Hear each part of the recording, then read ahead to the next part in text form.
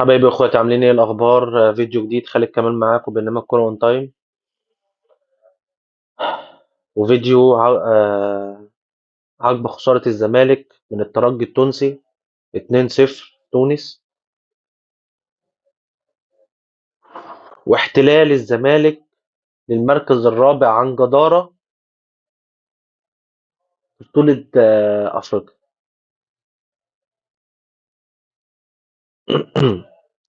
طبعا يعني اللي حصل فينا ده او اللي حصل لجمهور نادي الزمالك من ماتش النهارده ده، من ماتشات الزمالك من بدايه الموسم، ده نتيجه حصاد مرتضى منصور. طبعا كلكم تابعتوا، شفتوا تأييد حكم حبس مرتضى منصور شهر، وتنفيذ فيه الحكم، واستقالات أعضاء مجلس إدارة الزمالك تضامنا مع مرتضى منصور. يعني هم بيتضامنوا مع مرتضى منصور اللي هو ودى الزمالك في 60 داهية، وكانت نهايتها اهي كده. الزمالك شبه رسمي ودع البطولة أفريقيا عشان مرتضى منصور وشلة الحشة اللي حواليه تفرح. تفرح تفرح باللي عملوه في جماهير نادي الزمالك النهارده ده، يفرحوا. يعني لعيبه نازله الماتش، مفيش فنيات في الملعب، مفيش خطه الزمالك بيلعب بيها النهارده. الزمالك النهارده نازل الماتش بدون خطه، بدون مدرب، بدون جهاز فني، بدون رئيس نادي، بدون اعضاء مجلس اداره. الزمالك نازل النهارده فقير من كله. الزمالك النهارده يستحق يتغلب اتنين وتلاته واربعه. يعني انت يا فريرة، يلا انا مش عارف انت هتعمل فينا ايه تاني. انت خرجتنا من البطوله، عايز مننا ايه تاني؟ يعني عايز مننا، عايز تاخد الشرط الجزائي؟ خد الشرط الجزائي وغرف 60 داهيه. خد الشرط الجزائي وسيبنا في حالنا. كتر الف خيرك لغايه هنا، كتر الف خيرك لغايه كده. لعيبه ما عندهاش فنيات في الملعب، ما فيش حاجه بيعملوها، ما فيش خطه. الزمالك النهارده ما فيش خطه في الملعب. عواد وكوارث عواد، ما فيش. والله العظيم، والله العظيم، انتوا اشباه لعيبه، انتوا مش لعيبه. انتوا ما عندكوش دم، انتوا ما عندكوش احساس بالمسؤوليه. النهارده الزمالك مش ما عملش هجمه على الترجي غير شوطه زيزو. ما فيش هجمه. النهارده الزمالك ما فيش خط نص في الملعب. الترجي ماسك كرة عليك من اول الماتش لغايه اخر الماتش، وحتى لما انت بتمسك كرة ما بتعرفش تعمل بيها ايه. الزمالك النهارده في الوقت اللي كان بيمسك فيه كرة ما كانش عارف بيعمل بيه ايه. مين المسؤول اللي جاب لنا اللعيبه دي؟ عمرو السيسي، اللي الكرة بياخدها بيقطع الكرة مش عارف يتصرف فيها ازاي، تقوم بقطوع منه تاني.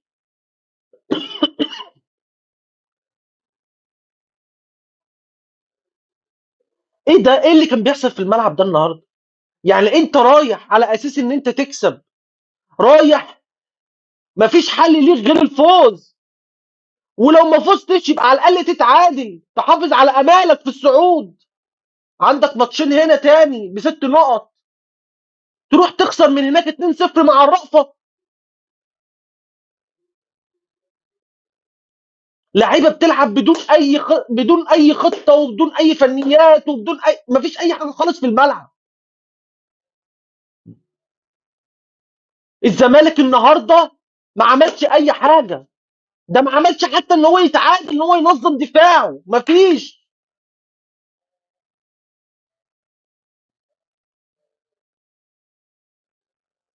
انا نفسي اعرف يا فريرة، انت كنت بتلعب بخطه ايه النهارده؟ واقف في الملعب عامل لي كده، بتعمل ايه؟ بتعمل ايه؟ لعيبه مش عارفه تستلم كوره، لعيبه مش عارفه تباصي. نزل لي من اول الماتش بعمرو السيسي ودونجا، ما نزلتش بسيف جعفر ليه؟ انت محتاج لعيبه كوره في ماتش زي ده، انت محتاج لعيبه كوره، مش محتاج واحد زي عمرو السيسي ما بيعرفش يستلم كوره، ما بيعرفش يسلم كوره. محمد صبحي نزلته في ماتش سموحه عمل ماتش كويس، قعدته تاني ليه؟ ليه؟ نازل لي بعمرو السيسي ودونجا، نازل تدافع؟ انت رايح هناك عشان تكسب، رايح هناك ما عندكش حل غير الفوز، نازل لي دي تشكيله تنزل بيها؟ انا مش عارف انت عايز تعمل فينا ايه تاني؟ طيب عايز تعمل فينا ايه تاني؟ عايز تعمل فينا ايه تاني؟ حرام عليكم في اللي انت بتعملوه في جماهير نادي الزمالك ده، حرام بجد حرام. حرام نادي الزمالك يخسر للمره الثالثه على التوالي، يقطع من بطوله افريقيا من دور المجموعات. ده يرضي مين؟ ده يرضي مين؟ يرضي مين؟ فهرجع واقول، هرجع واقول واعيد، تمام، للمره الالف، تمام، ان نادي الزمالك مش هينصلح حاله غير لما مرتضى منصور يبعد عن نادي الزمالك، وهو بعد الحمد لله، جت من عند ربنا. الدوله استفاقت وبعدته عن نادي الزمالك. اللعيبه دي تتسرح، اللعيبه دي تتسرح، دي مش لعيبه تلبس تيشيرت نادي الزمالك. والله لو جبنا فرقه من الدوري تلعب ماتش النهارده لكانت عملت ماتش اقوى من اللي انتوا عملتوه. ده اللي انتوا كنتوا بتعملوه في الملعب ده لو نادي درجه ثانيه ما يعملوش. معقوله تبقى في لعيبه في نادي الزمالك مش عارفه تستلم وتسلم كوره؟ ازاي ده؟ ازاي؟ ازاي؟ حرام عليكم في اللي انتوا بتعملوه فينا ده، حرام بجد حرام. انت بدل ما تروح النهارده بتاخدوا ملايين على قلبكم قد كده، ربنا يا عم يزيدكم. مش عارف تسلم وتسلم كرة، مش عارف تكسب الماتش. ده انت المفروض تروح هناك تموت نفسك عشان اكسب، ولو ما قدرتش تكسب هناك تتعادل على عشان تحافظ على امالك، لكن رايح هناك بالمهزله اللي بتحصل دي. الترجي مسك عليك كوره 90 دقيقه، 90 دقيقه بيتلاعب باللعيبه في الملعب.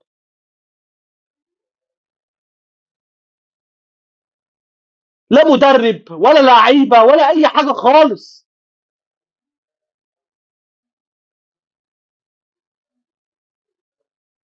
ناس عماله تطبل لكم، صفحات عماله تطبل لكم.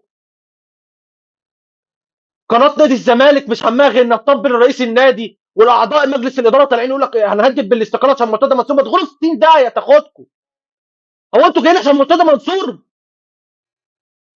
مش هاممكم خالص نادي الزمالك؟ مش هاممكم خالص جماهير نادي الزمالك واللي بيحصل فيها؟ حسبي الله ونعم الوكيل في كل اللي وصل لنادي الزمالك لكده. حسبي الله ونعم الوكيل. وانا بقول لك كلمه لجمهور نادي الزمالك، تمام، يعني ما تتعشموش ان احنا بالمنظر ده، والله والله بالمنظر ده، تمام، لو اخدنا مركز ثالث يبقى كويس ومش هنبقى نستحقه.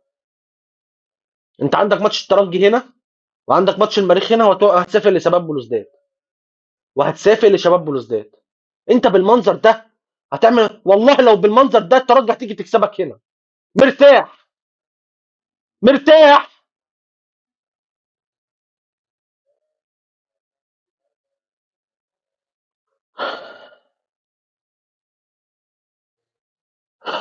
حسبي الله ونعم الوكيل، حسبي الله ونعم الوكيل.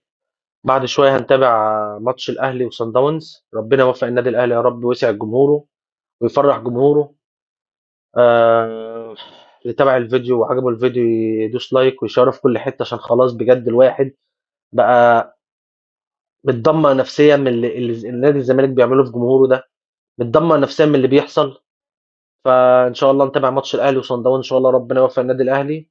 واللي لسه ما اشتركش في القناه يشترك في القناه ويفعل زر الجرس. وانا معلش اتعصبت النهارده في الفيديو، بس الواحد بجد اتحرق دمه، وانا كنت مبسوط ان انا كنت معاكم النهارده. سلام.